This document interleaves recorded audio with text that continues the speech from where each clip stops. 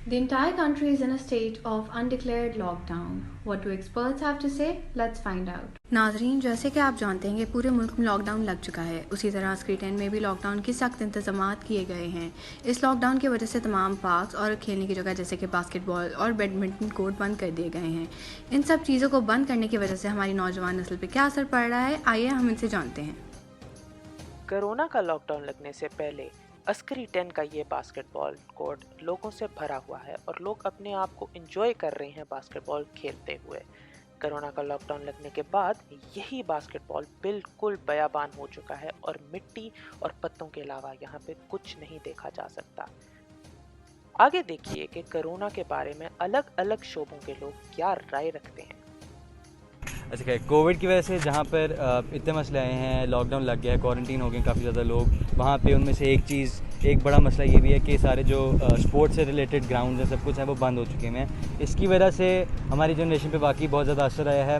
میں جس طرح خود یہ آپ کورٹ جب دیکھ رہے ہیں، یہاں پہ جب لکھا ہوا ہے basketball closed due to کووڈ-19، میں اس کورٹ میں کھیلتا تھا، لیکن کووڈ کی وجہ سے یہ بند ہو گیا، جس کی وجہ سے میری ساری کی ساری روٹین خراب ہو گئی ہے۔ جو کھیلنے کے ساتھ ساتھ ایک انسان ڈیولپ کرتا ہے، اس کے ساتھ ساتھ اور میرے ساتھ جو دیگر بچے تھے اور باقی بھی بچے تھے، وہ لوگ پہلے جب جو ہیلدی چیزیں کرتے تھے، جیسے باسکٹ بال کھیلنا، کرکٹ کھیلنا، بیڈمنٹن کھیلنا، وہ یہ چیزیں چھوڑ کر اب انہیلدی چیزوں پر لگ گئے، جس طرح اسموکنگ یا ڈرگ ابیوز پر زیادہ طور پر لگ گئے ہیں۔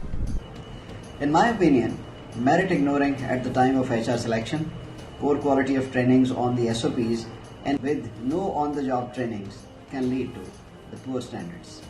Poor implementation of the quality standards and their slackness in monitoring with key performing indicators lead to the failure of satisfactory performance. In my opinion, the improvement can only be ensured by well-designed trainings and addressing the flaws that I have highlighted. Thank you.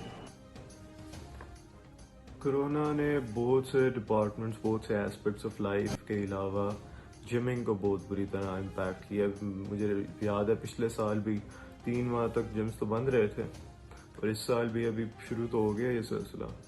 تو اس نے صرف جم owners کے business کو impact نہیں کیا، اس نے بہت حد تک ڈراسٹکلی اس نے اپنا جم گوئرز کو بھی افیکٹ کیا ہے۔ اچھا، سو تھوڑا سا ہم بات کرنا چاہیں گے اباؤٹ کووڈ-19۔ It's been a year and a half ہم اس چیز کے اندر انڈلج ہوئے ہیں۔ جس طرح ایک زلزلے کے بعد آفٹر شاک آتی ہے اینڈ دیٹس اٹ، تو وی تھاٹ کہ 2 ویوز ہوں گی، بٹ نو، 3rd ویو آ گئی۔ ایک کانسیپٹ ہوتا ہے ہرڈ امیونٹی کا۔ ہرڈ امیونٹی اس کی 2/3 آف اے پاپولیشن کو آپ امیون کر دو، ویکسینیٹ کر دو، تو جو باقی 1/3 ہوتی ہے، even if they don't get vaccinated they are protected, کیونکہ اتنا ڈیزیز پریویل ہی نہیں کرتا کہ ان تک اسپریڈ ہو سکے۔ So that is one of the 2 things that we need to strive for, and the second is just wear a mask. Cameraman Bilal Shaheen کے ساتھ میں امیرہ شہباز، جیو نیوز لاہور۔